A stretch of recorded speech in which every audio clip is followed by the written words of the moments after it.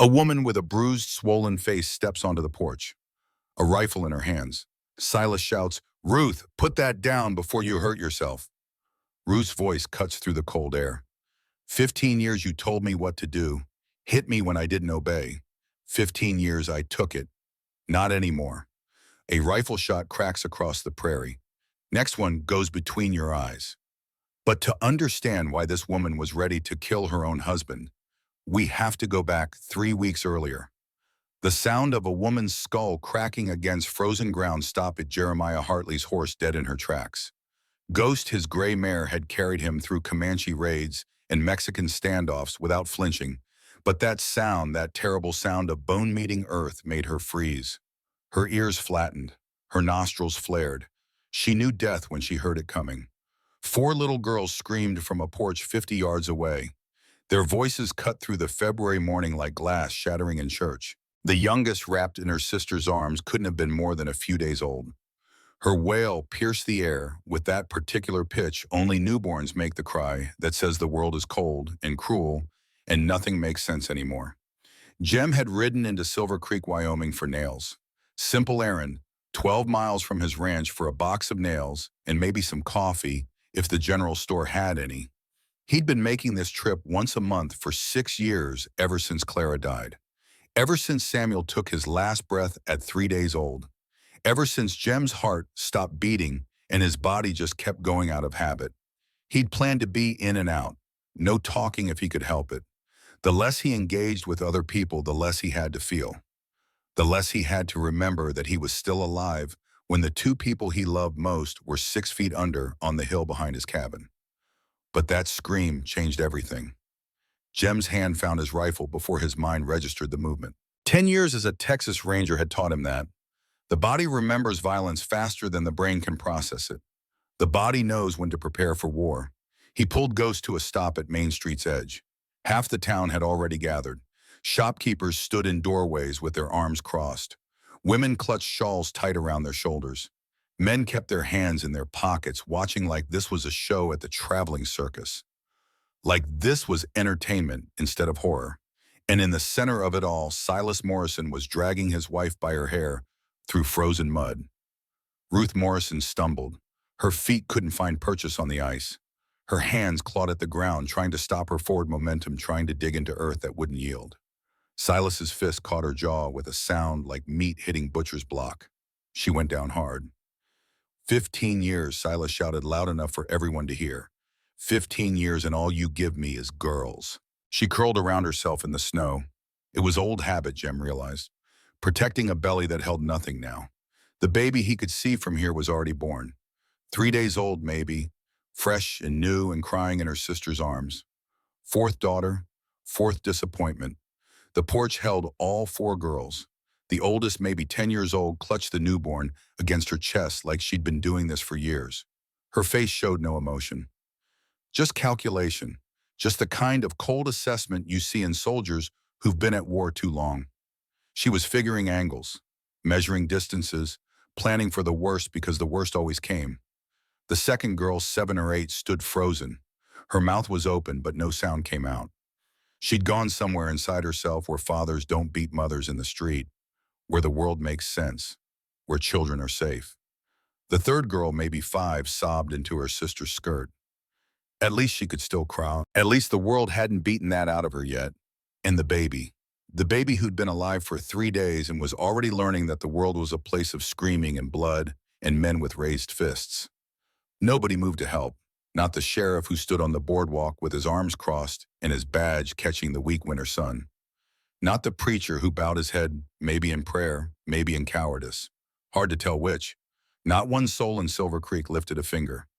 But Jem saw Martha Piton turn away from her store window, saw her hand go to her mouth, saw her shoulders shake. She was 60 years old and she'd seen this before. Maybe lived through it herself. The way she turned away, the way she couldn't watch that told Jem everything he needed to know about Martha Piton's past. Silas raised his boot over Ruth's head. Jem hit the ground running. Morrison, the name cracked across Main Street like a rifle shot, like Judgment Day arriving early. Silas froze mid-stomp. His boot hung in the air above his wife's skull. Above the woman he'd sworn before God and man to cherish. Above the mother of his 4 daughters. Above the person he'd spent 15 years destroying piece by piece. Jem walked forward. He didn't rush. 10 years as a Texas Ranger taught him that too. The walk was the weapon, the silence before it. The steady approach that says, I'm not afraid, and maybe you should be. Ain't your concern, Hartley Silas said. His boot lowered, but his fist stayed clenched. Ride on, can't. She's my wife. She's bleeding out in the street. My property, my business. Jem stopped 3 feet away, close enough to smell the whiskey on Silas's breath even though it wasn't yet noon. Close enough to count the blood drops on Silas's knuckles. Close enough to see the calculation happening behind Silas's eyes. The math of power, the arithmetic of violence. Property, Jem said. He let the words sit in the cold air between them. That what you call her law does. Law also says you can't beat a person half dead in public. Jem's hand rested on his rifle. Easy, not threatening yet. Just there. Just a reminder that some men carry bigger sticks than others. Seems we got a problem. The crowd shifted. Whispers rippled through the gathered townspeople like wind through wheat. This wasn't how these things usually went. Usually someone like Silas Morrison, town council member and landowner, could do what he wanted with his wife, with his property. Usually the law looked the other way because a man's home was his castle, and what happened inside those walls was between him and God. But this wasn't inside walls. This was Main Street at 10 in the morning with the whole town watching. Ruth tried to stand, her arm buckled. She fell face first into the bloody snow. The oldest girl on the porch took a step forward, her small fists clenched at her sides. She was ready to fight too. 10 years old, and already she knew how to calculate the odds of violence. Look at her, Silas laughed. Pathetic. 15 years of marriage and 4 daughters and not one son to carry my name. My father's land needs an heir. All she gives me is useless girls. So you beat her for something God decides. She's cursed, the doctor said. Doctor's a fool. Jem's voice stayed level. And you're worse for believing him. Movement on the porch again. The oldest girl, Hannah, he'd later learn her name, was handed the baby to the second daughter. She stepped forward to the edge of the stairs. Her voice came out small but clear. Leave Mama alone. Silas spun. Hannah, get inside before I... Before what? Jem's voice dropped. Cold. Dangerous. The voice he'd used when talking to men who needed killing. You gonna hit your daughter too, right here in front of everyone. Something flickered across Silas's face. Not shame. Men like Silas Morrison didn't know shame. But fear. Calculation. He held a seat on the town council. His father's name carried weight in Silver Creek. His reputation, as twisted as it was, still mattered to him. In hitting a child in public, even his own child might be the line. Even this town wouldn't let him cross. This ain't finished, Hartley. Didn't figure it was. She comes home tonight or I get the sheriff to drag her back. Sheriff can try. The words were quiet, simple. But Sheriff Brennan suddenly found his boots real interesting to look at. Found the boardwalk planks needed careful study. Found anything to look at except Jem Hartley's eyes. Silas spat in the snow. He stalked toward the saloon. 3 men followed him. The rest of the crowd stayed watching, waiting. Always waiting for someone else to act. Always hoping someone else would take the risk they couldn't afford to take themselves. Jem knelt beside Ruth. It was worse up close. Her lip was split down the middle. Her left eye had swollen completely shut. Bruises covered her throat in the exact shape of fingerprints. Someone had tried to choke the life out of her. Recently. Maybe this morning. Maybe every morning. And beneath the fresh wounds, older ones. Yellow-green shadows that said this wasn't the first time. That said this was Tuesday. That said this was life. Her nose had healed crooked sometime in the past. A break that never got set properly. How many times had he broken it? How many times had she tried to breathe through shattered cartilage and just learned to live with a face that didn't work quite right anymore? Ma'am, Jem said. She flinched. That single word from a man's mouth made her whole body recoil. Like the word itself was a blow. Like kindness was just another trap. I ain't going to hurt you. Her good eye focused on his face. It was blue. Blue like winter ice. Blue like the sky before a blizzard. and empty. So empty it made Jem's chest hurt. This was a woman who'd stopped expecting help years ago, who'd stopped believing in rescue, who'd learned that hope was just another way to get hurt. Why the word came out as barely a whisper through broken teeth, he had no answer for that. Not one that made sense. Not one that would satisfy her or him or anyone. He'd stopped 6 years ago, stopped caring about other people's problems, stopped engaging with a world that took away everyone he loved. He'd become a ghost in his own life, going through motions because stopping meant admitting Clara and Samuel were really gone. But that scream, that terrible sound of a woman's skull hitting frozen ground. For 1 second, just 1 second, it had been Clara's voice he'd heard. Clara screaming for him to help. Clara begging him to do something when the fever took hold and their son stopped breathing and the doctor said there was nothing more to be done. He couldn't save Clara, couldn't save Samuel, but maybe he could save this woman and her 4 daughters. Maybe that would be enough to make breathing feel like something other than punishment. Can you stand, he asked. Don't know. He slid his arms under her carefully. She weighed nothing. Fear and bones. 15 years of surviving what should have killed her a dozen times over. He lifted her onto Ghost. The mare, bless her steady heart, didn't move. Just stood solid while Jem settled Ruth in the saddle. Hannah, he called to the porch. The girl's head snapped up. Her eyes were sharp, calculating, already planning 3 moves ahead because children who live with violence learn to think like generals. Get your sisters. All of them. Now, mister, we can't. Your mama needs help. My ranch is closer than anywhere safe. You coming or you going to stand there while she bleeds? Hannah grabbed the second daughter's hand. That daughter, Grace, grabbed the littlest one's hand. They moved fast, efficient, like they'd practiced this, like they'd planned for the day they might need to run. Hartley Sheriff Brennan finally found his voice. You can't take a man's family watching you do it. There will be consequences. Already are. You just been ignoring them. Jem mounted behind Ruth. 4 girls pressed together in front of the saddle. Ghost was a big mare, but this was a heavy load. She'd manage. She always did. Martha Peaton stepped from her store as they passed. She pressed a bundle into the saddlebag.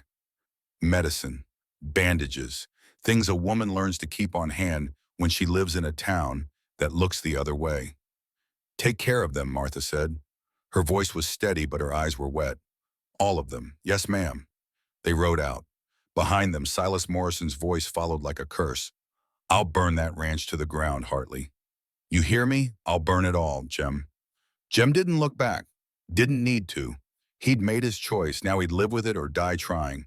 The ride to his ranch was 12 miles of frozen prairie, but in this weather, it felt like 100. The February wind cut through their clothes like knives made of ice. The weak sun did nothing against the cold. Ruth drifted in and out of consciousness. Her blood soaked through Jem's coat, first warm, then cold, life leaving her drop by drop. The girls huddled together. They didn't speak, didn't cry after those first few minutes. They just pressed close and endured because that's what they'd learned to do, survive, endure. Wait for the next blow. 5 miles out, the second oldest girl spoke.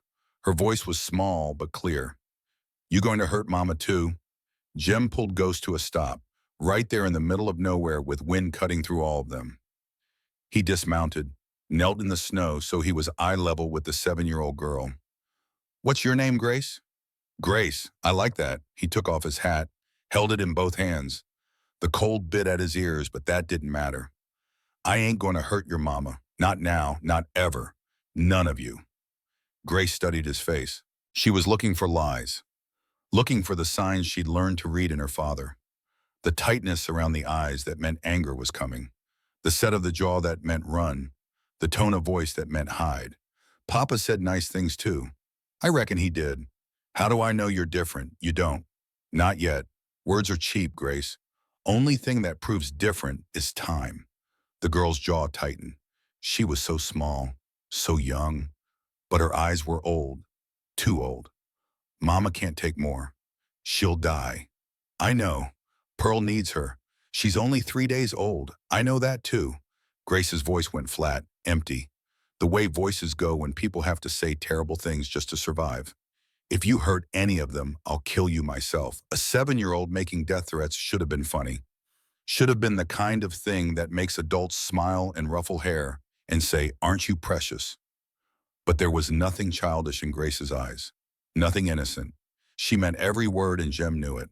He recognized that look, had worn it himself at 7 years old when his own father's fists taught him that the world was divided into those who hit and those who got hit. That look said survival costs everything, and I've already paid the price. If I hurt them, Jem said slowly, I'll deserve it. Something shifted in Grace's face. Not trust.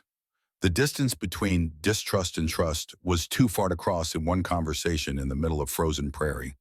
But maybe the seed of what might become trust. Maybe the first crack in the walls she'd built to stay alive. He mounted again. They rode. His ranch sat alone against the horizon. The cabin was half finished. He'd started building additions 6 years ago when Clara got pregnant. Was going to add rooms, plant trees, raise children in a house full of love and laughter. Then the fever came. Then Samuel lived 3 days. Then Clara followed him 3 days later. Then Jem stopped building and stopped planning and stopped everything but breathing. Now 5 strangers needed shelter, and his half-built life would have to be enough. Hannah he called. The girl was already moving, already helping her sisters down, already taking charge because someone had to, and she'd been doing it for years. She was 10 years old and carrying weight that would break most adults. They got Ruth inside onto the bed. It was Jem's bed, the only real bed in the cabin, the place where he lay awake most nights staring at the ceiling and wondering why his heart kept beating when Clara's had stopped. He built up the fire while Hannah stripped her mother's frozen clothes with practiced hands. She'd done this before, many times, tended wounds, held the family together, been the adult when the actual adults were too broken or too violent or too dead to do it. Hot water's on the stove, Jem said. He kept his back turned, giving them privacy. Clean rags in the trunk by the window. Medicine in my saddlebag. You ain't staying? Hannah's voice held surprise and suspicion in equal measure. Barn needs checking. He headed for the door. Your mama don't need a man standing over her right now. She needs her girls. At the threshold, he paused. Most men would stay. Watch. Make sure you do it right. I ain't most men. He left. The cold hit him like a fist. He welcomed it. Needed something to feel besides the rage building in his chest. 6 years he'd been avoiding other people's trouble. 6 years telling himself he was done with caring, done with losing. But that scream, that sound of a woman who'd stopped expecting help, he'd heard it before. In nightmares, in memories. In Clara's voice when the fever took hold and the doctor shook his head and said sometimes God calls people home and there's nothing we can do but pray. He couldn't save Clara, couldn't save Samuel. But maybe these 5. Maybe. Night fell fast the way it does in February. Every few hours, Jem crossed to the cabin, knocked soft, got reports through the door. Mama's sleeping, fever's down some. Pearl took milk, Lily's scared but quiet. Midnight came, the door opened. Ruth stood there swaying, wrapped in a quilt, face swollen beyond recognition, one eye sealed completely shut. But the other eye was clear, and it was looking right at him. Mr. Hartley, ma'am, you should be in bed. Need to say something first. Morning can wait. She gripped the door frame with white-knuckled fingers. I don't know what you want from us. Don't know why you did what you did. But whatever it is, her voice cracked. Tell me now so I can prepare my girls. Jem stood in the snow looking at this shattered woman who expected nothing from the world but more pain. I don't want anything. Men always want something. Then maybe men need to change. That ain't an answer. He took a breath, let it out slow, watched it fog in the frigid air. Here's truth. 6 years back, I lost my wife, Clara. Lost my son, too. Samuel. 3 days old, same as your Pearl. Fever took them both. Ruth's expression stayed fixed. The swelling made it impossible to read. I've been dead since then, going through motions, working, eating, sleeping, none of it meaning a damn thing. Then I heard you scream this morning and something woke up in me. Your pain ain't my job to heal. No, ma'am. And I ain't asking it to be. Just saying you and your girls stay long as you need. No strings, no price. When you're healed enough to go, if that's what you want, I'll give you supplies and money for wherever." Ruth watched him, wind cut between them sharp and cold. "Why should I believe that? Shouldn't. Not yet. Only time proves anything. And when Silas comes because you know he's coming," Jem's jaw went tight. "Then he finds out why I stopped being a ranger." Something flickered in Ruth's good eye, not hope. The ghost of what hope used to look like before 15 years of fists beat it out of her. "My girls are scared of men. All men, even the kind ones. I know. Might never trust you. Any of you. That's their right." She swayed. He stepped forward, then stopped. Waited. "You can help me in," she said quiet. "Just this once." He crossed the distance. Let her lean on his arm. She weighed nothing. Bones and willpower and nothing else. Inside, 3 girls slept tangled together by the fire. Pearl fussed in a drawer he'd lined with blankets, the best crib they had. He helped Ruth to the bed, pulled covers over her. "Mr. Hartley, ma'am, my name's Ruth, Ruth Ann, Jeremiah, Jem, mostly." The smallest nod. "Thank you for today." "Rest now, Ruth Ann." He turned to leave. "Jem," he stopped at the door. "That thing about waking up." Her voice faded, sleep pulling her down. "I've been dead too, longer than 6 years. Maybe we're both learning how to breathe again." He didn't answer. Couldn't. Too many words tangled in his throat. He stepped into the cold and closed the door soft behind him. Stars burned overhead, cold and far away. Somewhere out there, Silas Morrison was planning. Gathering men, making threats. Here, 5 broken people were sleeping under his roof. Jem walked to the barn, sat in the straw, didn't sleep. But for the first time in 6 years, he didn't want to. Morning came gray. Jem was splitting wood when Hannah appeared in the cabin doorway. Her hair stuck up in places, and her dress was wrinkled, but her eyes were sharp. Always calculating. Always ready. "Mama's still out," she reported. "Good. More sleep means more healing. Pearl needs milk. We ain't got any. Goat in the barn. Old thing, but she gives. You know how we had goats before." Hannah's voice went flat. "Papa sold them for whiskey money. Then you're better at milking than me. She kicks me every time." Almost a smile crossed Hannah's face. Gone so fast, Jem wondered if he'd imagined it. "Grace is drawing. She likes to draw. That's good. Only when she feels safe." It was a test. Jem heard it clear as Sunday bells. Hannah was checking to see if he understood the implication. If he recognized that Grace feeling safe enough to draw meant something.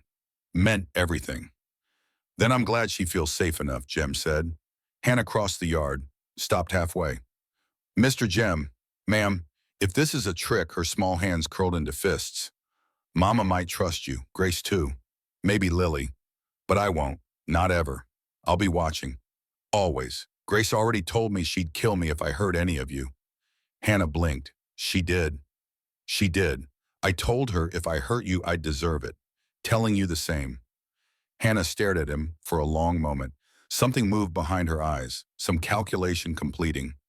She nodded once, sharp and sure, then walked to the barn. Jem watched her go, 10 years old and already carrying the world on narrow shoulders, eyes that trusted nothing and no one. She reminded him of himself at that age. Same wariness, same bone-deep knowledge that adults couldn't be counted on to protect you, that you had to protect yourself.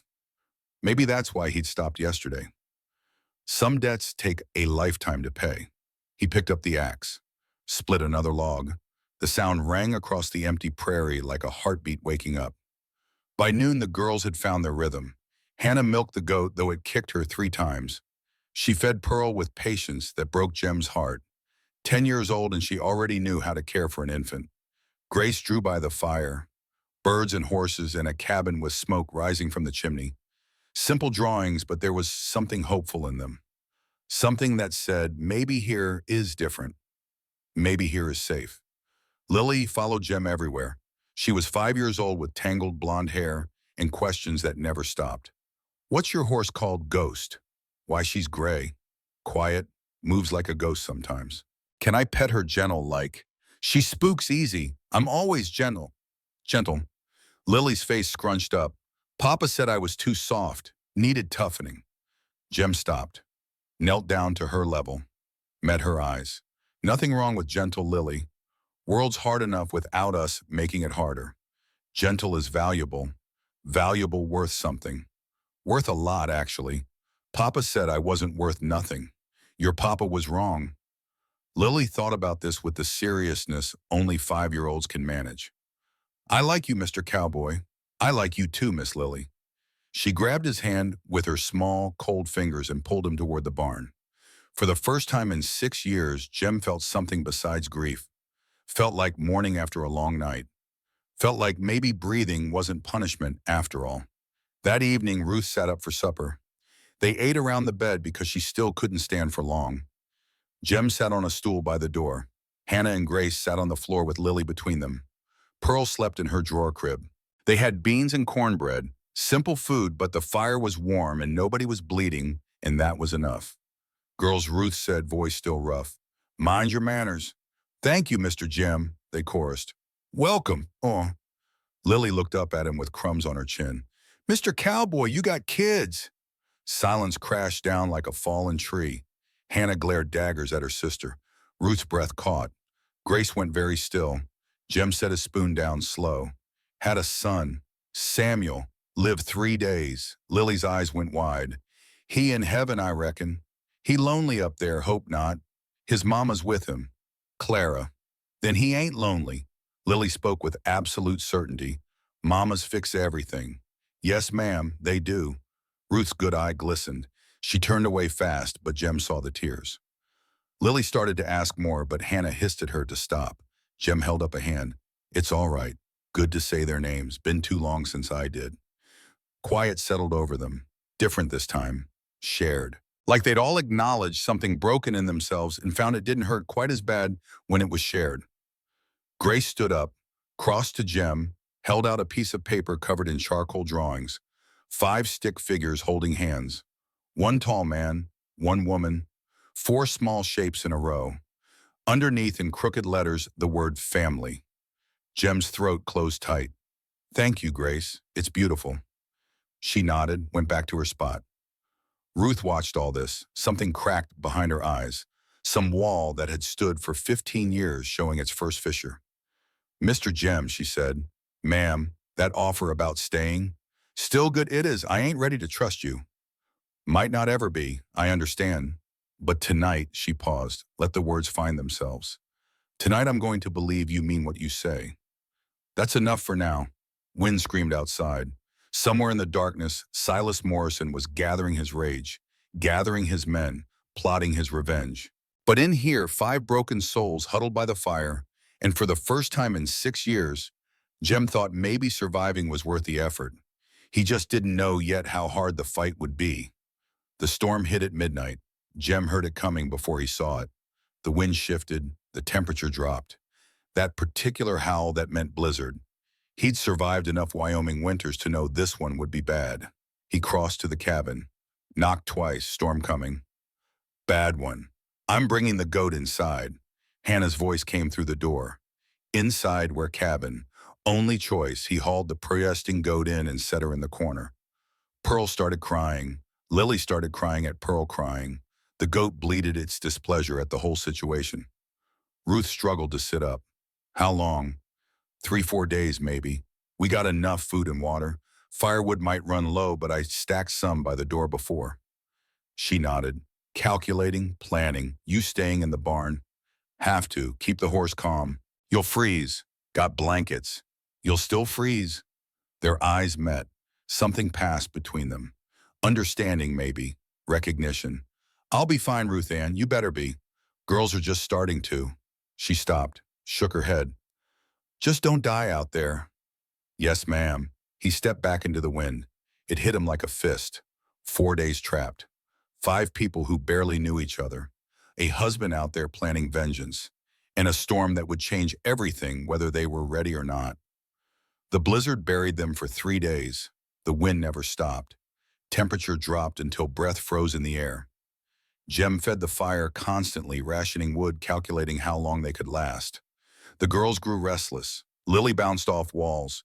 Grace drew until she ran out of paper. Hannah paced like a caged animal. On the second day, Ruth asked about Clara. Not forced, natural. Just two people talking while they were trapped together. Tell me about her. Jem looked up from the harness he was mending. What do you want to know? Whatever you want to tell. He set the harness down, stared at the fire, met her in San Antonio. I was 22. She was a school teacher. Prettiest thing I ever saw. Had this laugh like bells ringing. Made you feel like the world wasn't such a hard place. Ruth listened without interrupting. We married 6 months later. Moved up here to start fresh. I had dreams about this ranch. Big dreams. Then winter happened. Clara got pregnant our first year. It was harder than we expected. Then the baby came early. Samuel was so small, like holding a bird. Lived 3 days, just long enough to make us love him forever. His voice caught. Clara got the fever after. Doctor couldn't do nothing. I sat with her for 2 days while she burned up. She kept asking for Samuel. Didn't have the heart to tell her he was already gone. I'm sorry, Ruth said soft. Me too. Silence stretched. Then Ruth spoke. Ruth held her rocking, whispering, but Lily couldn't stop shaking. He's going to hurt Mama again. He's going to burn everything. Jem knelt beside them.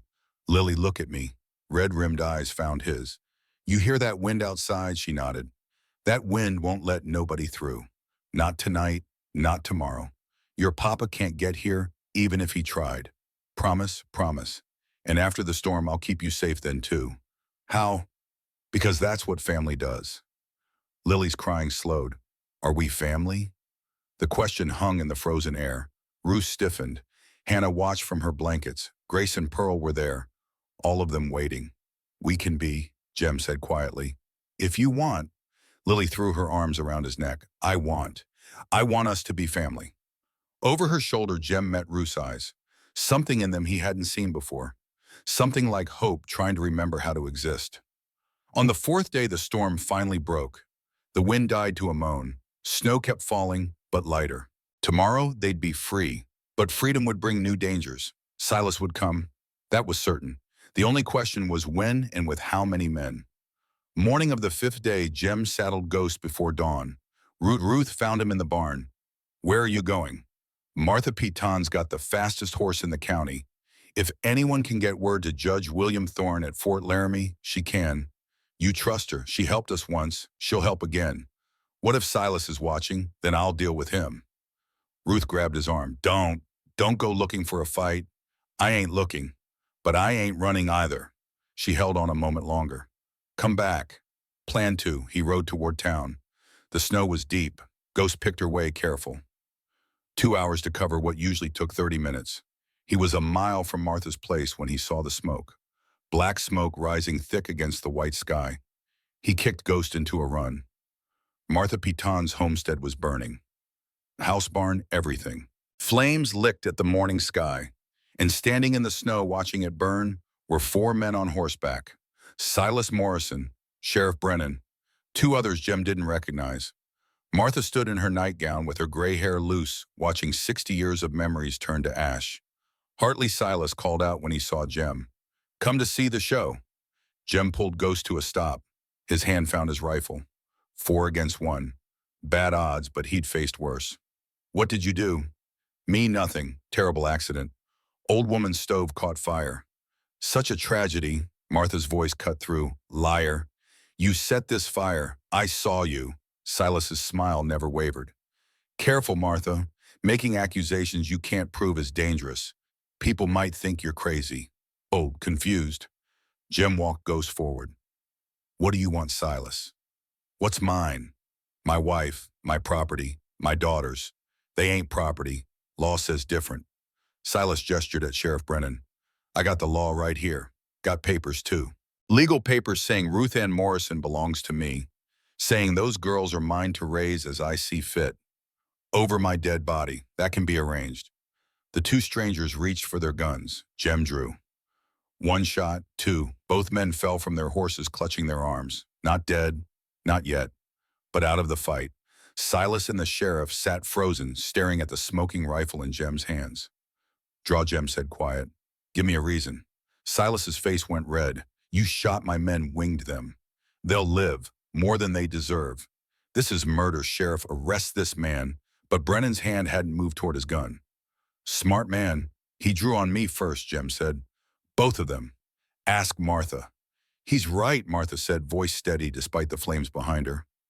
I saw everything. Your men drew first. She's lying. Martha stepped forward. You calling me a liar, Silas Morrison? You who just burned down my home. You want to talk about lies. Silas saw the calculation then, saw his position crumbling, saw that maybe he'd pushed too far this time. This ain't over, Hartley. Never thought it was. I'll be back with more men, with federal marshals if I have to, and when I'm done, you'll be swinging from a rope and my family will be home where they belong. Looking forward to it. Silas wheeled his horse. Brennan helped the wounded men mount up. They rode away. Silas's voice carried back over the snow. 3 days, Hartley? 3 days and I'm coming with an army. Jem turned to Martha standing amid the ruins of her life. You all right? I'm alive. That's more than I expected when they showed up. She looked at her burning home. 60 years. Gone. I'm sorry. Don't be. Martha squared her shoulders. Was time for a change anyway. Take me to your ranch. I'll tend those girls while you figure out how to stop that monster. 3 days. They had 3 days to find a way to save them all or lose everything. Jem helped Martha onto Ghost and rode toward his ranch while smoke rose behind them. The siege was coming, and this time Silas would bring overwhelming force. But as they rode through the snow, with Martha's arms around his waist and the morning sun trying to break through the clouds, Jem realized something. He wasn't afraid. For the first time in 6 years, he had something worth fighting for. And that made all the difference. Martha Piton took one look at Ruth's face and started crying. Not gentle tears that slide quiet down cheeks. Hard, angry sobs that shook her whole body. 60 years old and she wept like a child seeing something break that could never be fixed. Oh, honey, Martha said through the tears. Oh, sweet girl. Ruth stood frozen in the doorway. Nobody had called her sweet in 15 years.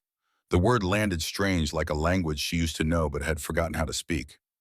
I knew it was bad, Martha continued, wiping her eyes with the back of her hand. We all knew. But seeing it, seeing what he did to your face, it's healing now, Ruth said. Voice flat, empty, been worse. That ain't comfort, child. That ain't comfort at all. Martha drew herself up, squared her shoulders the way soldiers do when they remember they're still in a war. Well, we got work to do and 3 days to do it. Feeling sorry don't help nobody. 3 days, Ruth's voice sharpened. What happened? So Jem told them about the ride to Martha's place, about the smoke rising black against white sky, about Silas standing there watching Martha's home burn like it was entertainment, about the 2 hired guns and the shots fired and Sheriff Brennan's uncomfortable silence, about Silas's promise to return in 3 days with an army. Ruth's hands started shaking. She pressed them against her thighs to still them, but they wouldn't stop. What do? We prepare, Jem said. And we pray Judge William Thorne gets here in time. How Martha was supposed to send the message. I wrote it before I left. Gave it to a boy heading to Fort Laramie for supplies. Paid him $20 to ride fast. A boy. Ruth's voice held doubt. Silas was watching the roads, wasn't watching the hills. Kid knows the back trails better than anyone. If anyone can get through, he can. Will he make it? Don't know, but it's our best shot, Hannah spoke up from where she'd been listening in the shadows. What if he doesn't? What if the judge doesn't come? Jem met her eyes. Those old eyes in a 10-year-old face. Then we fight. Against how many? However many he brings. We'll lose, maybe. But your mama ain't going back to him, not while I'm breathing. Hannah stared at him for a long moment. Something shifted in her face. Not trust exactly. Trust was still too far away. But something adjacent to it. Something that might become trust given enough time and proof. Tell me what to do, she said. I ain't sitting around waiting to be taken. Ruth started to protest, but Hannah cut her off. No, Mama, I'm 10 years old. I seen things most grown folks ain't seen. If we're fighting, I'm fighting too. Jem looked at this child who'd been forced to grow up too fast. Saw the iron in her spine, the fire in her eyes, the determination that said she'd rather die standing than live kneeling. All right, he said. You can help me fortify the cabin. Think you can handle a hammer, I can handle anything. I believe it. That first day they worked until their hands bled. Jem boarded windows while Hannah passed him nails. Her small hands were steady and sure. No hesitation, no complaint, just focused work like she'd been doing hard labor her whole life, which Jem realized with a sick feeling she probably had. Ruth melted snow for water, filled every container they had. Martha organized supplies, counting and recounting, stretching what little they had to last as long as possible. Grace kept the younger ones calm with her drawings. Lily helped by staying out of the way, which was its own kind of help. Pearl slept through it all, oblivious to the danger closing in. By nightfall, the cabin looked like a fortress, ugly but solid. Boarded windows, barricaded door, stacks of firewood, water stored, food rationed, as ready as they could be for whatever was coming. It ain't much, Jem admitted, but it'll slow them down. Slow them down ain't stopping them, Ruth said. No. But every minute counts. Judge Thorne rides fast when lives are at stake. You trust him that much with my life. Did once before. What happened, story for another time. When we ain't got killers coming. That night, nobody slept much. Jem sat by the door with his rifle across his lap. Ruth sat beside him, close enough to touch but not touching. The space between them hummed with all the things they weren't saying. Tell me about the girls, Jem said quiet. Things I should know. In case. Don't, Ruth. Don't talk like we're dying tomorrow. We ain't dying. I need to know them, understand them. If something happens and I have to, nothing's happening. We're all getting through this. Jem fell silent. Let her have that denial if she needed it. But Ruth kept talking anyway. Like she needed to say it out loud. Like she needed someone to know her daughters the way she knew them. Hannah was born screaming, Ruth said. Came into this world angry and ain't stopped since. She's the one who keeps us together. Always has been. Even when she was 5, she'd put herself between me and Silas. Take hits meant for me. She shouldn't have to, but she does anyway. That's who she is. And Grace stopped talking when she was 4. Silas threw her against a wall for crying too loud. Something broke inside her. Not her body, her voice. She didn't speak for 2 years, just drew pictures. That's how she tells you things, through the drawings. Jem thought about the pictures Grace had given him, the family holding hands, the cabin with smoke rising. Safe now, she's talking again, he said. Started a few months ago, but only when she feels safe. Only to people she trusts. Ruth looked at him. She talks to you more than she's talked to anyone in years. I don't know why. I do. You see her. Most folks look through her like she ain't there. You look at her, really look. She knows the difference. What about Lily sunshine in a thunderstorm? Don't know how she stayed that way. Silas beat the light out of the rest of us, but Lily just kept shining. Like she knew something we didn't. Like she had faith the rest of us lost years ago. And Pearl Ruth's face softened. Pearl's a miracle. I didn't think I'd survive another pregnancy. The labor almost killed me. But she came out perfect. 10 fingers, 10 toes, lungs like a church organ. She's beautiful. She's everything. Ruth's voice dropped to a whisper. All 4 of them are. Every hit I took, every bone that broke, every night I thought about not waking up, I kept going for them. They're the only good thing I ever did with my life. Jem turned to face her. That ain't true. What else is there? You survived. 15 years of hell, and you survived. That takes something most folks don't have. Cowardice, Ruth said. That's what it takes. I was too scared to leave and too scared to die. Bull. The word came out hard. Fear would have made you give up. You didn't give up. You kept fighting every single day. Ruth's eyes glistened. Don't make me into something I ain't. I ain't making you into anything. Just seeing what's there. She turned away, wiped her eyes. Get some sleep, Jem. Tomorrow's going to be hard. I don't sleep much, neither do I. But we should try. They sat in silence until dawn turned the sky gray. Morning brought a visitor. Not Silas, not yet, but someone unexpected. Someone who would change the equation entirely. Reverend Elijah Stone rode up the path just after sunrise. Alone, tall, papers clutched in one hand, guilt written across his face like scripture. Mr. Hartley, the Reverend, called out, I need to speak with you, with Mrs. Morrison. Long way from town, Preacher Jem said. He kept his rifle ready, kept his body between Stone and the cabin door. I came to warn you, and to confess. Inside the cabin, Stone couldn't look directly at Ruth, kept his eyes on the floor like a child caught stealing. Mrs. Morrison, he started, voice shaking. I owe you an apology that words can't cover. I failed you, failed your children, failed everything I claimed to believe in. Ruth's face was still bruised but healing. Both eyes could open now, though the left one was still ringed with purple. Yes, she said, you did. The words hit Stone like physical blows. He flinched but didn't defend himself. But I'm here now, that's something. Is it? I hope so. He took a breath. Silas Morrison is gathering men, not just locals. He sent word to mining camps and cattle drives. Anyone willing to earn $1 for a day's work. How many, Jem asked. 15, maybe 20. They'll be here day after tomorrow at dawn. Jem's blood went cold. That's an army. Yes, it is. Ruth gripped the edge of the table. Why are you telling us this? Stone finally looked at her. Really looked at her. At the bruises. The split lip that was healing crooked. The way she held herself like someone expecting the next blow. Because I was wrong, he said, voice cracking. I stood in that street and watched him beat you. Told myself it wasn't my place to interfere. That God would sort it out. His eyes filled. I've been preaching about Christian charity for 30 years. But when it mattered, when someone needed help, I did nothing. Pretty words, Jem said. Little late, I know. But I'm here now. Stone reached into his coat. Jem's hand went to his rifle. Easy, Stone said. Just this. He pulled out a rolled paper, held it toward Jem. Jem took it, unrolled it, started reading.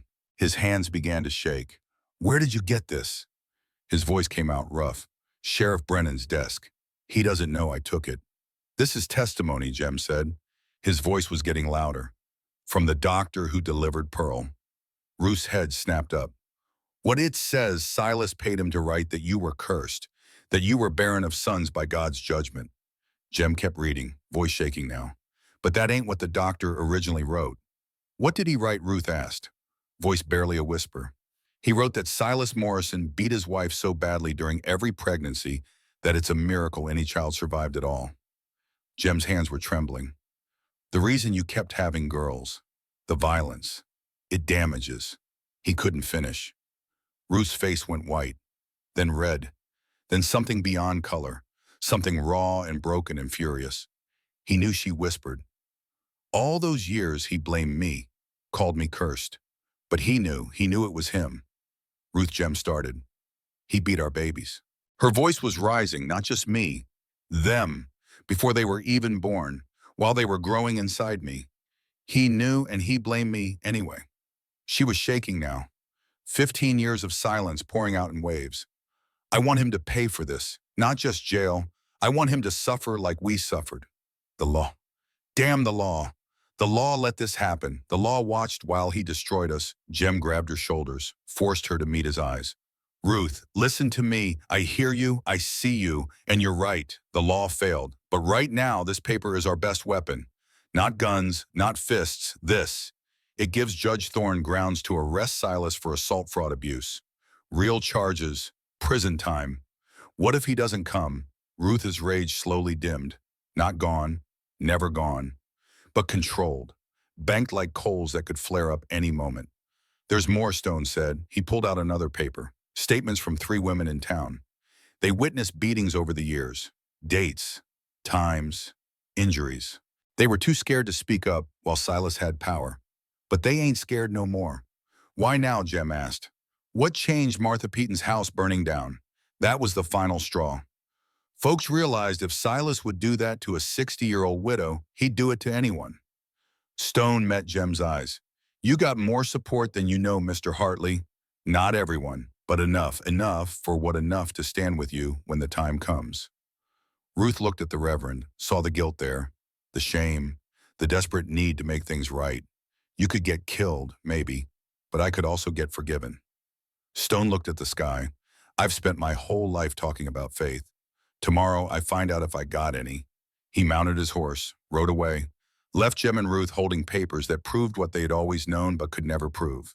That Silas Morrison was a monster, that the law had protected him, That silence had been complicity all along. Ruth looked at the papers, at the medical testimony, at the witness statements. I want my daughters to see him fall, she said quietly. I want them to know that evil don't always win, that sometimes good people stand up and the bad ones get what they deserve. Then help me make that happen, Jem said. Not with hate, with this. He held up the papers. With truth. That night they planned. Martha organized the evidence, cross-referenced dates, built a timeline of abuse that no judge could ignore. Ruth told her story, every detail, every scar, every broken bone, every blackened eye. Martha wrote it all down in careful script. Hannah listened from the shadows. When her mother finished, she stepped forward into the firelight. I got things to add. Hannah, you don't have to. Ruth started. Yes, I do. What followed broke hearts. A 10-year-old describing violence no child should witness. A 5-year-old pushed downstairs. A mother dragged by her hair while her daughter screamed. Beatings behind closed doors. Blood on the floor. Screams in the night. Years and years of terror compressed into testimony that made even Martha cry. By the end, Ruth was crying. Jem's eyes burned. Only Hannah stayed dry. She'd cried those tears years ago. Now there was nothing left but anger and determination and the cold certainty that someone had to speak the truth. You got all that? Hannah asked Martha. I got it, sweetheart. Good. Make sure the judge sees every word. Grace appeared, held out a stack of drawings, not the happy ones she'd given Jem before.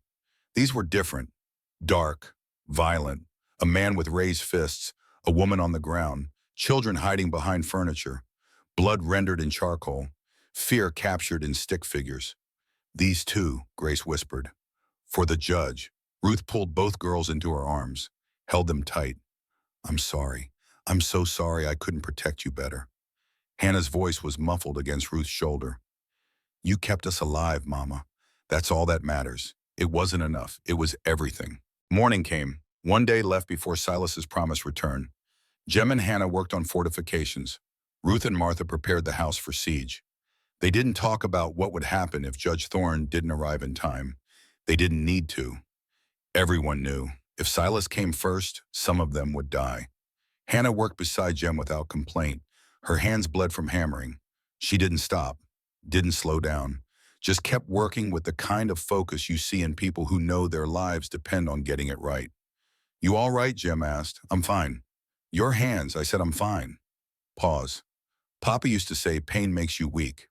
Was he right? No. Pain makes you human. What you do with it, that's what matters. Hannah considered this. Mr. Jem, if they come, if there's too many, you'll make sure Mama and my sisters get out. We're all getting out, but if, Hannah, he knelt to her level, I've faced worse odds. Mexican bandits on the border, Comancheros in Texas. I'm still here. Because you're a good fighter, because I know when to fight and when to think. We're going to think our way through this.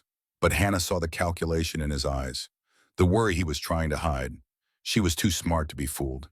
Inside, Ruth and Martha prepared medical supplies, clean bandages, boiled water, whiskey for disinfectant, needle and thread for stitches. We planning for war or surgery? Ruth asked. Both, Martha said. She didn't smile. I've sewn up enough bullet wounds to know what's coming. Ruth looked at her. You've done this before.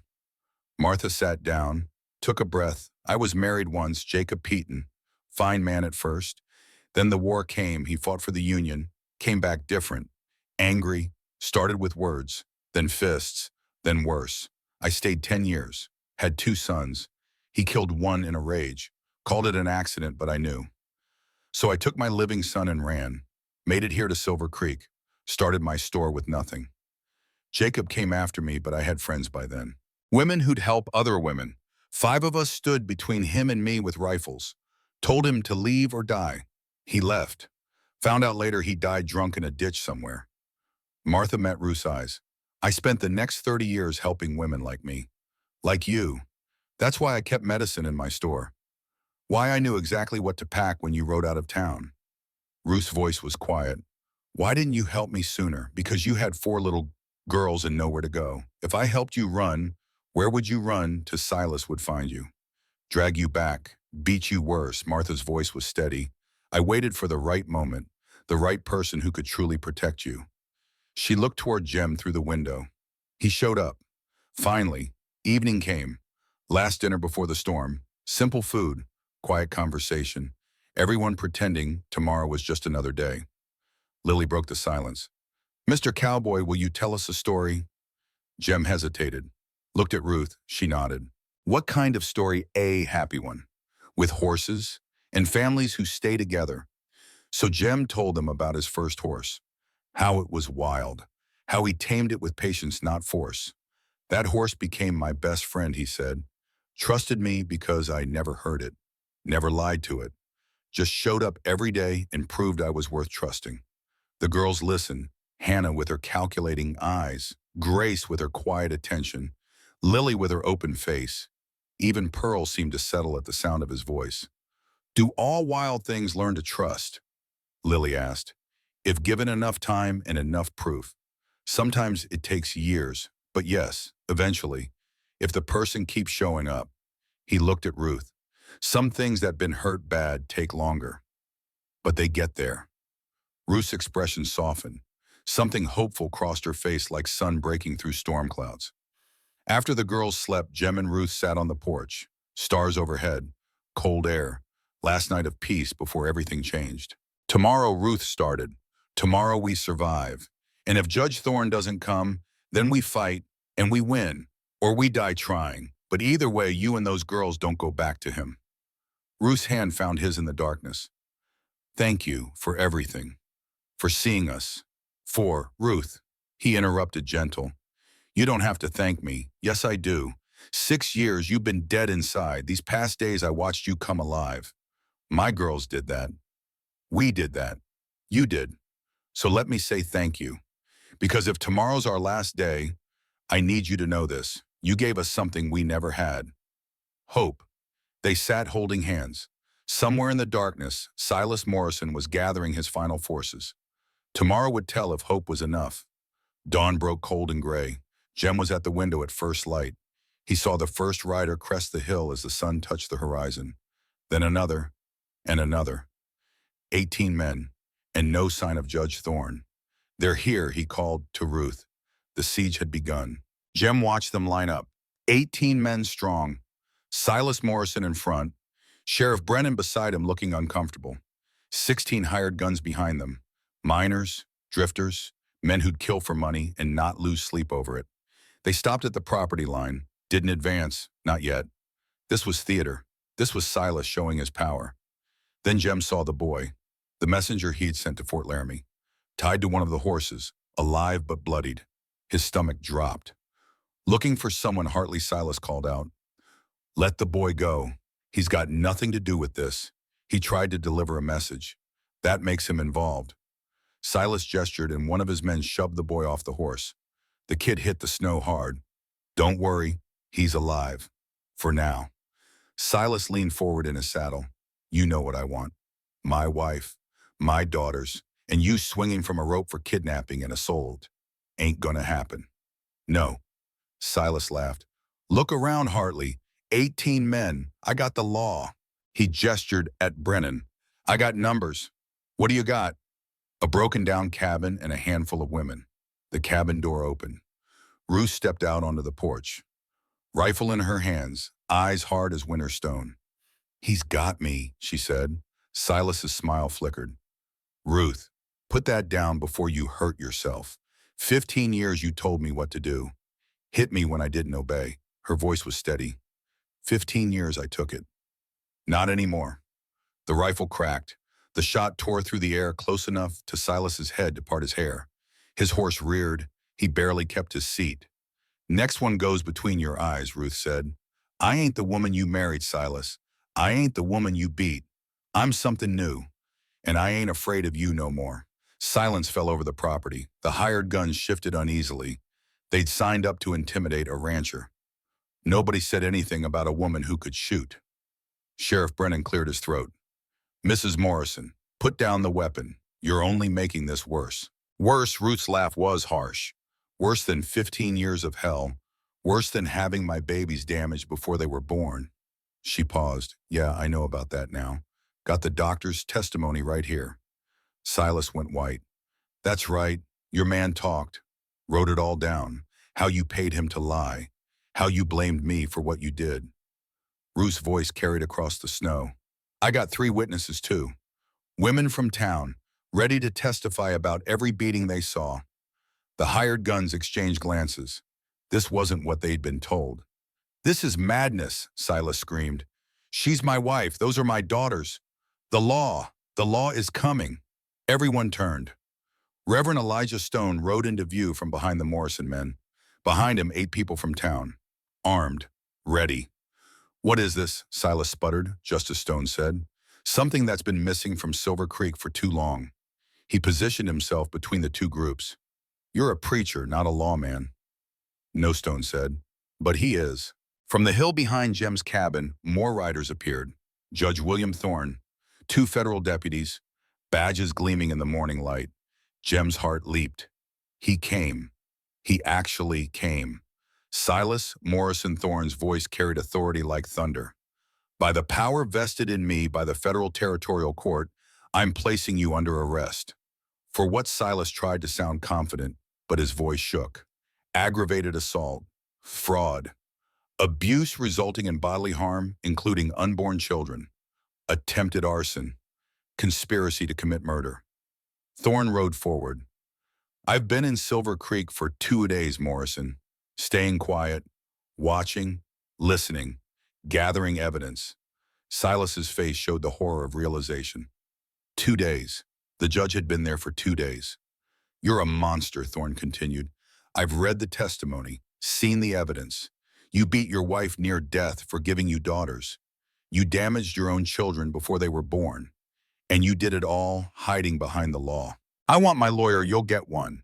In federal prison, where you'll stand trial for crimes that make decent men sick. Silas looked around, saw his hired guns backing away, saw the sheriff refusing to meet his eyes, saw the community he'd terrorized finally standing against him. His world was crumbling. Deputies, Thorne said, take him into custody. 2 men moved forward. Silas snapped. He drew his pistol, pointed it at Ruth. Nobody's taking me anywhere. Jem was moving before Silas finished the sentence. He threw himself between Ruth and the gun, hit the ground hard. Jem. No. Ruth screamed. Silas pulled the trigger. The bullet hit the porch post, missed them both. Because Hannah Morrison, 10 years old and terrified, but brave beyond measure, had shoved her mother aside and knocked Jem off balance in the same instant. All 3 of them lay tangled on the porch. You missed, Hannah said. Her voice was steady. You always said I was worthless, but I just saved them both. Silas raised the gun again. 3 rifles cracked as one.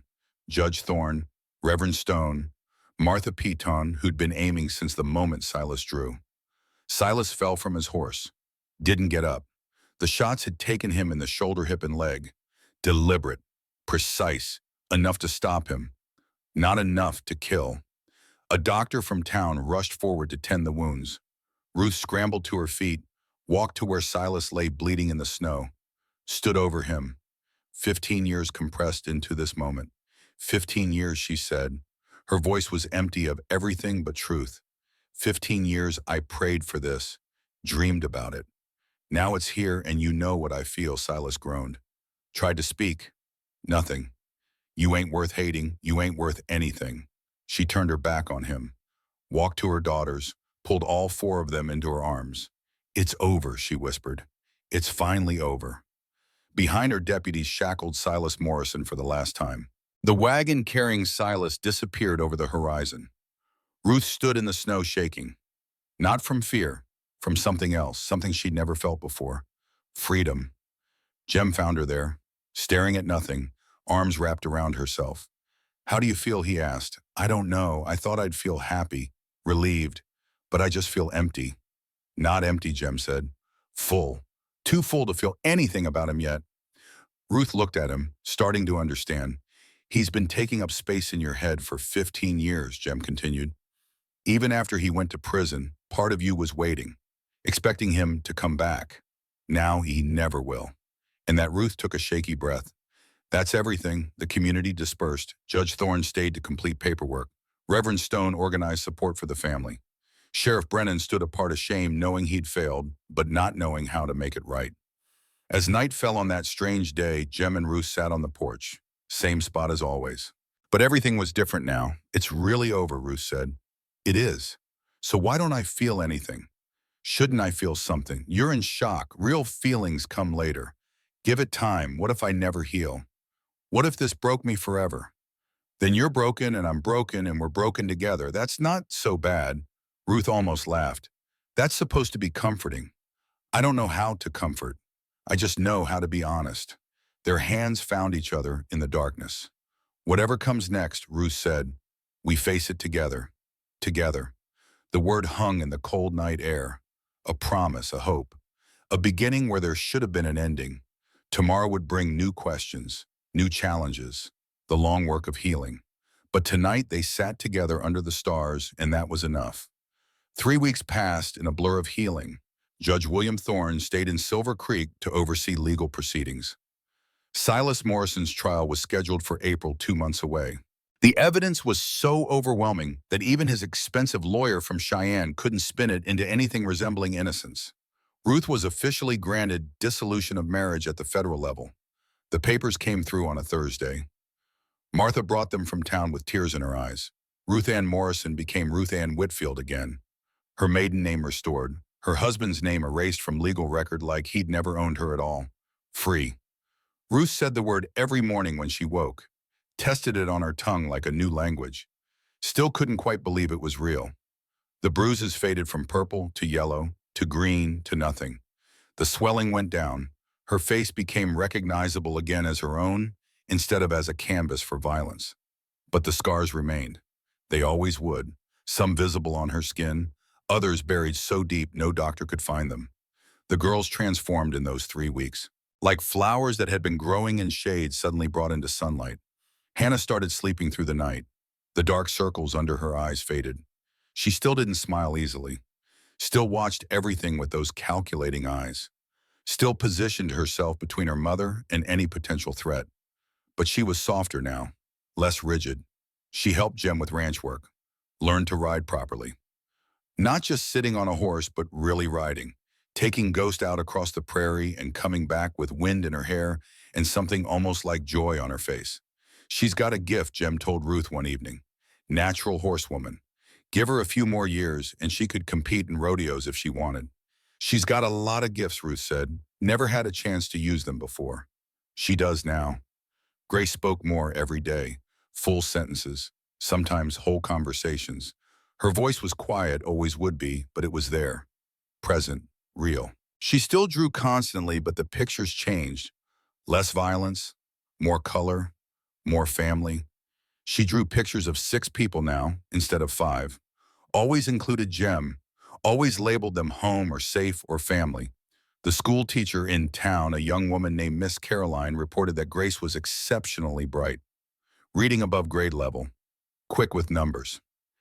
If she keeps progressing like this, Miss Caroline told Ruth she could go to university someday. There are schools back east that take women now. Ruth cried when she heard that. Pride and hope and the fierce determination that her daughters would have choices she never had. Lily remained Lily, loud and energetic and full of questions that never stopped. She attached herself to Jem like a barnacle, followed him everywhere, helped with chores, chattered constantly about everything and nothing. She started calling herself Lily Hartley before anyone suggested it. "That's my name now," she'd tell anyone who'd listen. Lily Hartley with an H for Hartley, which is my name because Papa's my papa now. "Did you know that I'm telling everyone just in case they forgot?" And Pearl, 3 weeks old now, growing stronger. She had Ruth's blue eyes and Hannah's stubborn chin and something entirely her own. A laugh that bubbled up from nowhere and filled whatever room she was in. "She's going to be trouble," Martha observed one morning while Pearl grabbed her nose and giggled. "Good trouble, the kind that changes things," Ruth smiled. First real smile Jem had seen from her. "I can live with that." Martha had moved into the cabin, said she was too old to start over somewhere else. Her house was being rebuilt by volunteers from town, but it would take months. In the meantime, she had a place here. A family, women who needed her and let her need them back. The community shifted, not overnight, not completely, but enough. Reverend Stone visited weekly, brought donations, food and clothes, and sometimes just his presence. He prayed with them when they wanted and sat in respectful silence when they didn't. A new sheriff took office, Clara Jennings, first female sheriff in Wyoming Territory, recommended by Judge Thorne himself. She was 40 years old with iron gray hair and eyes that missed nothing. About time this territory caught up with the times, she said, when the whispers started. Any man got a problem with a woman wearing a badge can take it up with my rifle. Nobody took her up on the offer. Sheriff Brennan resigned the day after the siege. Moved away. Last anyone heard, he was working railroad construction in Utah. Maybe finding his own form of redemption. Maybe not. Either way, Silver Creek was better off without him. But not everything healed clean. Some wounds run too deep for 3 weeks to fix. Ruth still woke up screaming some nights. Dreams of Silas, of fists, of blood, of her daughters crying while she lay helpless on the floor. She'd wake with her heart pounding and her breath coming short and the absolute certainty that he was in the room, that he'd found a way back, that it was starting all over again. Jem would hear her from the barn where he still slept most nights, would cross the yard in his bare feet, wouldn't knock, would just call soft through the door. Ruth Ann, you're safe, he's gone, you're safe. Sometimes she could hear him, sometimes the nightmares held her too tight. Loud noises made her flinch. A door slamming, a pot dropping. Thunder, the sound of boots on the porch. Anything sudden sent her back to that place where sound meant incoming violence, and the best you could do was curl up and protect your vital organs. Some days she caught herself waiting for the blow that didn't come. Silas had trained her body well. 15 years of conditioning doesn't disappear in 3 weeks. Her muscles remembered even when her mind knew she was safe. Jem never commented on these moments, never made her feel weak or broken or wrong. Just stayed present, patient. There. He'd learned from Clara's illness that sometimes the best thing you can do for someone in pain is just not leave.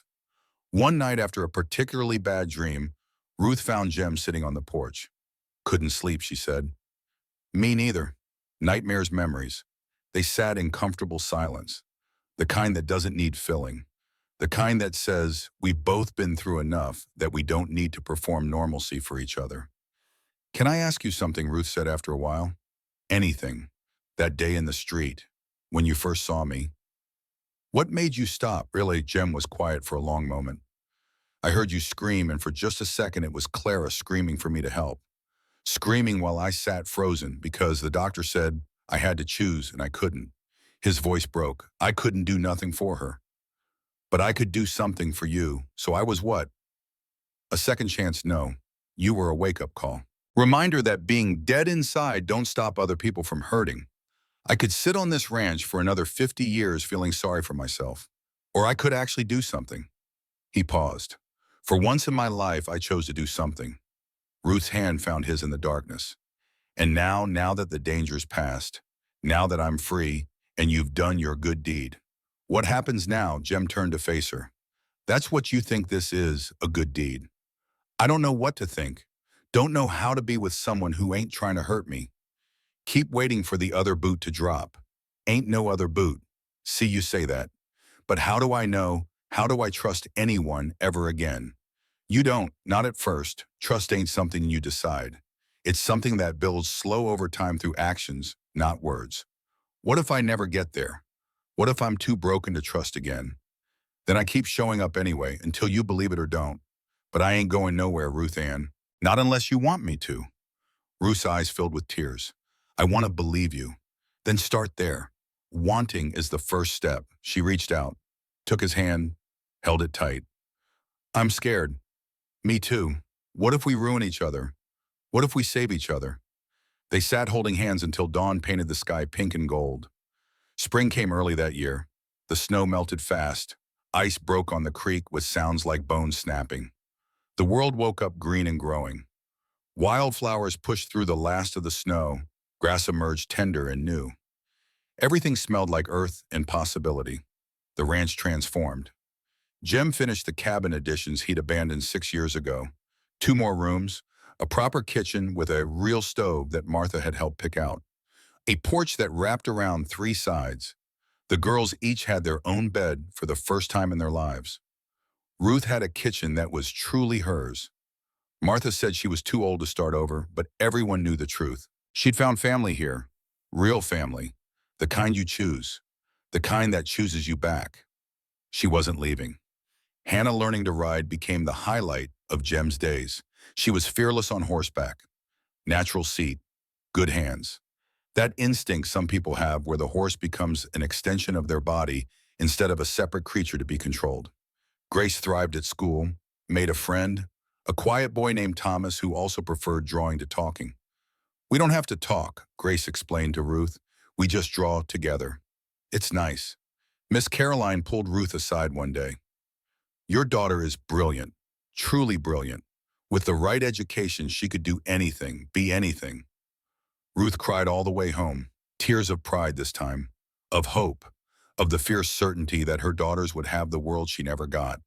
Lily was still Lily, calling herself Lily Hartley at every opportunity, making up songs about Mr. Cowboy who saved Mama, drawing pictures of their family, laughing so loud it echoed across the prairie. Pearl took her first steps in August. Wobbly and uncertain with her arms stretched toward Jem. "Papa," she babbled. "Papa!" Jem caught her before she fell, lifted her high. "That's right, little one. Papa." Ruth watched from the doorway, heart so full it hurt. This man, these children, this life she never thought she'd have. "Thank you," she whispered to no one in particular. "Maybe God, maybe Clara, maybe the universe itself," Jem overheard. "For what everything, all of it, you ain't done nothing special. You saved us. You saved yourselves. I just gave you a place to do it. That's not true, and you know it." Jem walked over with Pearl on his hip, kissed Ruth's forehead. The first real physical affection beyond hand-holding. "Maybe we saved each other. Yeah, that counts." The proposal wasn't planned, wasn't fancy. It just happened one morning in August while Ruth was feeding chickens and Jem was mending fence. "I've been thinking," Jem said. "Dangerous, shut up." But he was smiling. "I've been thinking about us, about the girls, about what comes next." Ruth set down the feed bucket. And I reckon that is if you wanted to." He took off his hat, twisted it in his hands like a nervous boy. "What I mean is, would you consider?" Ruth's lips twitched. "Jeremiah Hartley, are you trying to propose to me?" "I'm doing a terrible job of it, apparently." "Try again." "Do it proper." Jem took a breath, got down on one knee right there in the mud. "Ruth Ann Whitfield, I ain't got much. A half-built ranch, a stubborn horse, more grief than one man ought to carry. But I got a heart that started beating again the day I found you in that street. And if you'll have me all the broken messed up parts of me, I'd like to spend whatever time I got left trying to make you happy." Ruth stared at him. This man who'd saved her, sheltered her, showed her daughters what a real man looked like. That was better. Yes, get up out of the mud." He stood, hat still twisted in his hands. "Ruth?" "Yes." The word came out choked with emotion. "Yes, I'll marry you. Yes, I'll take your broken parts. Yes, yes, yes." She threw her arms around him. They just held each other, not kissing, not speaking, just holding on. Then a small voice from the cabin doorway. "Does this mean Mr. Cowboy's going to be our papa now?" Lily stood there, eyes wide, hope naked on her face. Jem looked at Ruth. She nodded. He knelt to Lily's level. "Only if you want me to be. I want you to be our papa." She ran back inside. "Hannah Grace, Mr. Cowboy's going to be our papa." The cabin erupted. Hannah appeared first, trying to look unimpressed and failing. Grace followed, clutching a drawing she'd clearly just finished. 5 people in front of a house labeled family. Martha came out, wiping her eyes with her apron. "About damn time." Even Pearl babbled and waved her arms like she understood something important was happening. They gathered in the yard, this strange, patched-together family. And Ruth understood for the first time what home really meant. Not a place, people. These people. The wedding was set for the first Sunday of May. Reverend Stone insisted on performing the ceremony himself. "Redemption ain't just for sinners," he said. "Sometimes the righteous need it too." But 2 days before the wedding, news came from Fort Laramie. News that would change everything one final time.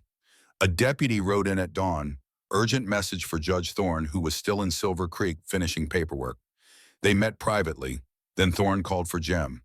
The news hit like a physical blow. Silas had escaped federal custody, how Jem demanded, bribed a guard, had money hidden that we didn't know about, fled 3 nights ago, heading where west, towards Silver Creek. Thorne's face was grim. There's more. Before he escaped, he sent letters. We intercepted one. He's been recruiting, promising payment for anyone willing to help him. Help him do what? Thorne pulled out a document found in Silas's cell. Detailed plans written in Silas's handwriting.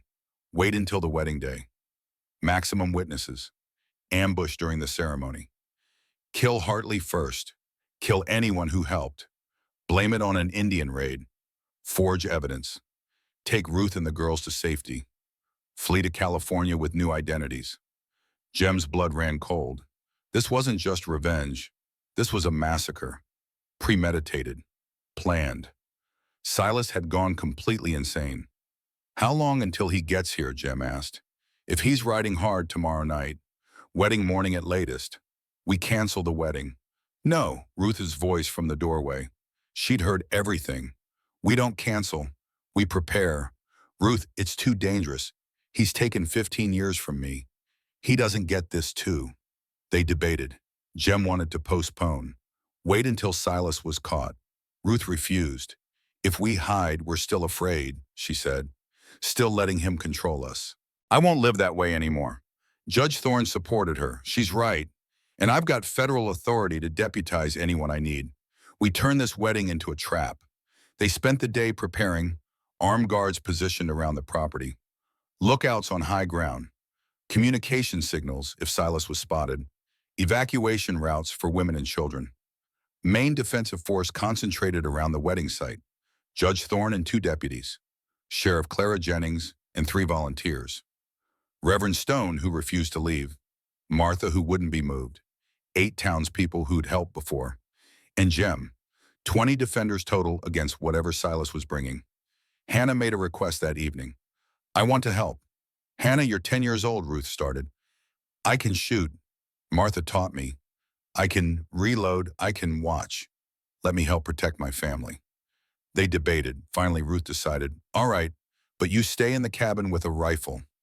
Last line of defense for your sisters. If Silas gets past all of us, you're there. Hannah nodded. I won't let him take them. Wedding morning came cold and clear. Dawn broke over the prairie like the world was holding its breath. No sign of Silas yet. Maybe he wouldn't come. Maybe he'd fled to California already, but everyone prepared as if he would. Martha helped Ruth into her wedding dress. Simple white cotton, lace trim at the collar and the cuffs, wildflowers woven into her hair. Ruth looked in the mirror and didn't recognize herself. Not because she looked different, because she looked happy.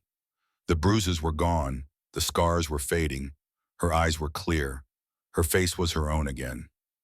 Free. You're beautiful, Mama Hannah said from the doorway. You really are, Grace added. The most beautiful in the whole world, Lily shouted. Pearl babbled agreement. Ruth laughed through tears. Let's go get married. The ceremony was set up behind the cabin, on the hill where Claire and Samuel were buried. A wooden arch covered in spring flowers. Chairs arranged for the small group of guests. Armed guards positioned, out of sight but ready. Lookouts reported no movement. No sign of threat. Maybe Silas had changed his mind. Maybe the judge was wrong about the timeline. Maybe. Reverend Stone began the ceremony.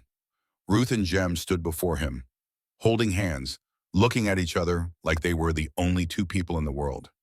Do you, Jeremiah Hartley, Stone began? A rifle shot cracked across the prairie. Everyone dropped. Guests scattered. Guards converged toward the sound. A second shot. Third. Coming from the tree line 200 yards away. You think you can steal my family? Silas's voice carried on the wind. Return fire from the guards, suppressing fire to keep him pinned, but then more shots from a different direction. Silas hadn't come alone. 4 hired guns positioned around the property, firing from cover, trying to create chaos, trying to break through the defensive line. Get Ruth and the girls to the cabin, Jem shouted. Martha and Hannah were already moving, herding the younger girls inside. Pearl crying, Lily screaming, Grace silent and pale. But Ruth refused. No, I'm not hiding anymore. She grabbed a rifle from the nearest guard, took position behind an overturned chair. Ruth, get inside, Jem yelled. 15 years I hid. 15 years. I was a victim. Not today. She fired toward the tree line where Silas's voice had come from. Judge Thorne tried to order her inside, but Ruth cut him off. I don't take orders from men anymore, Judge. Not even good ones. Then we fight together, Jem said, taking position beside her, together. The battle lasted maybe 5 minutes. Felt like hours. The first hired gun was shot by Sheriff Jennings. Wounded, he surrendered. The second was pinned by deputies and gave up when outflanked. The third and fourth tried to reach the cabin where the girls were. Hannah fired warning shots from the window. They retreated and were caught by townspeople. But Silas himself was the most dangerous. Best position, best cover. He knew how to fight, knew how to wait. They had him pinned, but he wasn't surrendering. Couldn't advance without casualties. Stalemate. Ruth Silas shouted, "You belong to me. Those girls are mine. I divorced you, Silas, legally. Federally, you can't divorce me. You're my wife," Ruth stood up. Full height, despite everyone yelling at her to get down. I was never your wife, her voice carried across the battlefield. I was your victim, your punching bag, your slave. But I was never your wife. Those girls aren't yours either. You beat them, starved them, terrified them. You're not their father, you're their tormentor. Silas's rage broke him. He stood from cover. Fatal mistake. Aimed his rifle at Ruth. Then you all die. Multiple shots rang out as one. Jem center mass, Judge Thorne's shoulder, Sheriff Jennings' leg, Martha hip. Ruth pulled the trigger, but her hands were shaking and she missed. Reverend Stone's surprisingly good shot to the chest. Silas fell. This time for good. Not dead yet, but dying. They approached carefully, guns still trained. Silas lay on the ground with blood spreading beneath him. Looked up at Ruth with hatred burning in his eyes, even as life left them. You were nothing without me, he gasped. Ruth looked down at him. No pity, no mercy, just truth. I was everything despite you. She turned her back, walked to Jem. Behind her, Silas died alone in the dirt. No one mourning, no one caring, exactly what he deserved. The doctor confirmed it an hour later. Silas Morrison was dead. Ruth felt nothing. No joy, no sadness, no closure, just empty. Or maybe not empty, maybe full. Too full to feel anything about him. He'd been taking up space in her head for 15 years. Even after he went to prison, part of her had been waiting, expecting him to come back somehow. Now he never would. And that was everything. The wedding continued an hour later, much shorter, much simpler. Reverend Stone cleared his throat. Well, that was unexpected. Should we continue? Ruth and Jem exchanged glances. Both laughed. Couldn't help it. The absurdity of it all. Yeah, Ruth said, let's get married. Stone rushed through the ceremony. Do you, Jeremiah Hartley, take Ruth Ann? I do. I wasn't finished. Don't care. I do. Laughter from the guests. Very well. Do you, Ruth Ann Whitfield, take? I do. I absolutely do. The rings were simple gold bands. Jem slid hers on. With this ring, I take you as my wife. To honor, to protect, to love, as long as I draw breath. Ruth's hands trembled as she put his on. With this ring, I take you as my husband. To trust, to stand beside, to love, even when I'm scared to, even when you're scared, especially then. Stone smiled. By the power vested in me by God in the territory of Wyoming, I pronounce you man and wife. You may kiss your bride. Jem cradled Ruth's face. Gentle. So gentle. Hello, Mrs. Hartley. Hello, Mr. Hartley. He kissed her. The girls cheered. Lily loudest. Grace and Hannah clapping. Pearl bouncing in Martha's arms. The celebration was simple. Food from neighbors. Music from a fiddle player. Children running wild. For the first time, the girls were allowed to just play. No fear. No watching over shoulders. Hannah laughed. A real full-body laugh that made Ruth's heart swell.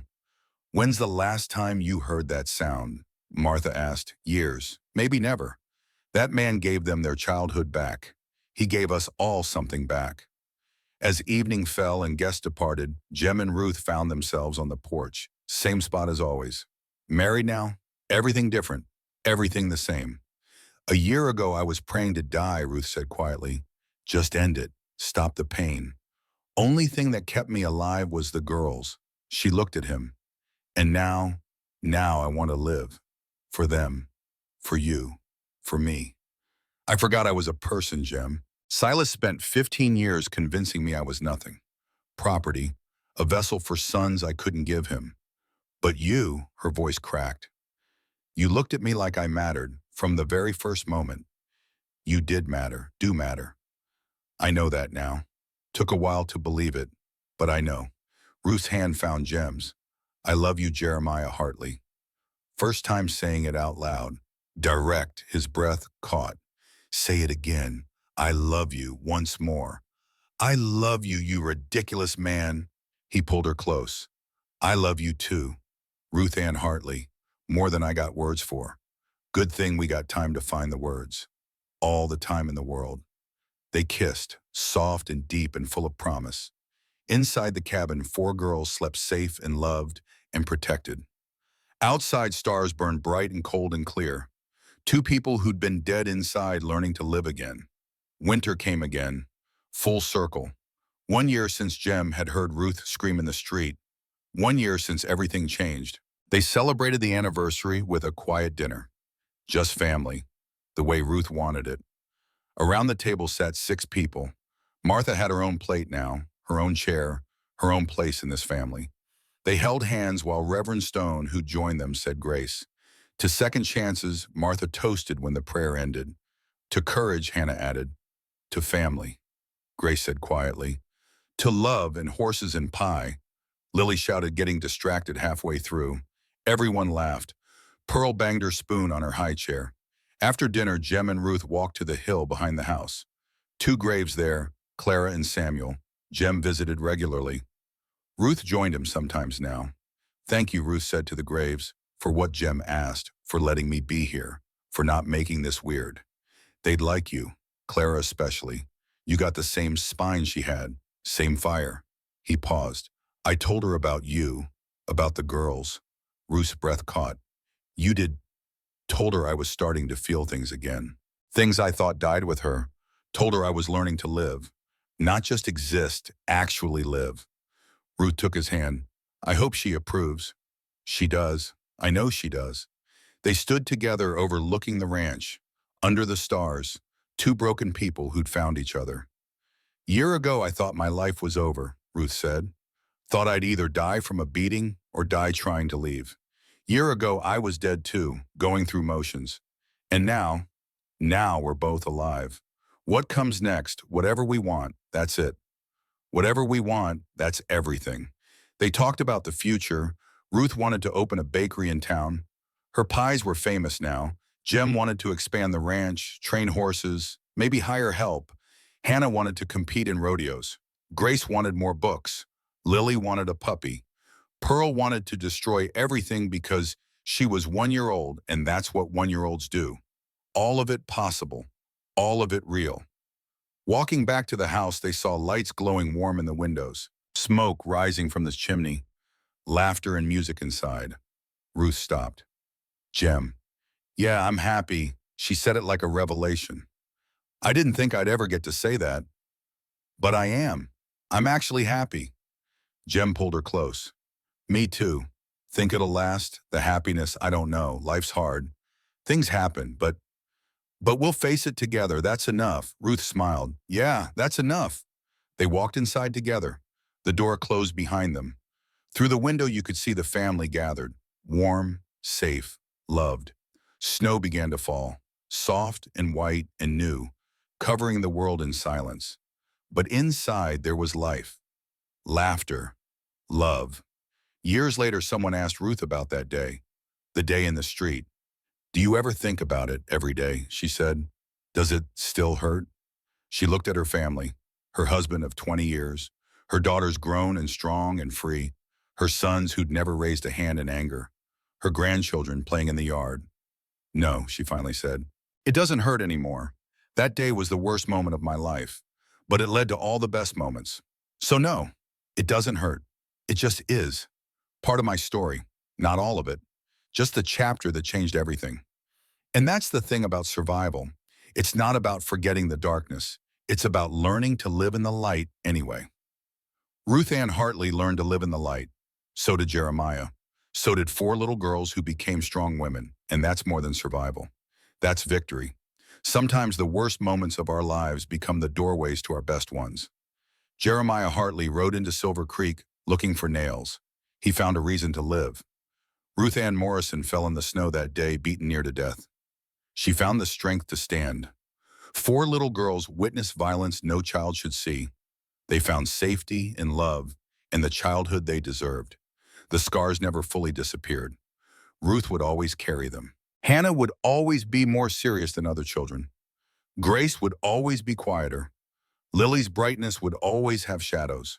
Pearl would grow up knowing only stories of the darkness she barely escaped. But the past didn't own the future. Silver Creek changed too. New attitudes, women speaking up, men listening, not perfect, never perfect, but better. Martha Peaton rebuilt her house but kept a room at the Hartley Ranch. I'm too old to live alone, she'd say. But everyone knew the truth. She'd found family she wasn't willing to leave. Reverend Stone found his faith again. Real faith, the kind that acts instead of just praise. Judge Thorne continued fighting for abused women across the territory. Ruth's case became precedent. Other women started speaking up, started leaving, started surviving. The Hartley family lived, simply lived. Jem ran his ranch. Ruth opened her bakery. Hannah competed in rodeos and won several. Grace went to university, first woman in her family to do so. Lily became a teacher. Pearl grew up fearless. They had more children over the years. 3 more. 2 sons and a daughter. Jem finally got sons he'd never needed. Ruth finally had pregnancies without violence. They had hard times, drought years, money troubles, illness, loss. Life doesn't stop being life just because you're happy. But they had each other. And that was always enough. The Hartley Ranch stood for generations, a symbol of what happens when mercy finds its mark, when broken people refuse to stay broken, when hope proves stronger than fear. And on February 14th every year, Ruth would stand on that hill overlooking the ranch and remember. Remember the sound of her skull hitting frozen ground. Remember 4 little girls screaming. Remember a stranger on a gray horse who chose to stop when everyone else walked away. She'd remember the darkness, but she'd also remember the light that followed, because that's what survivors do. They remember both. The breaking and the healing, the falling and the standing back up, the dying and the learning to live again. Ruth Ann Hartley learned to live in the light, and that light spread to everyone around her, to her daughters, to her community, to every woman who heard her story and found the courage to write her own. That's the legacy of survival, not just escaping the darkness, but carrying the light forward so others can find their way out too. And in the end, that light was everything.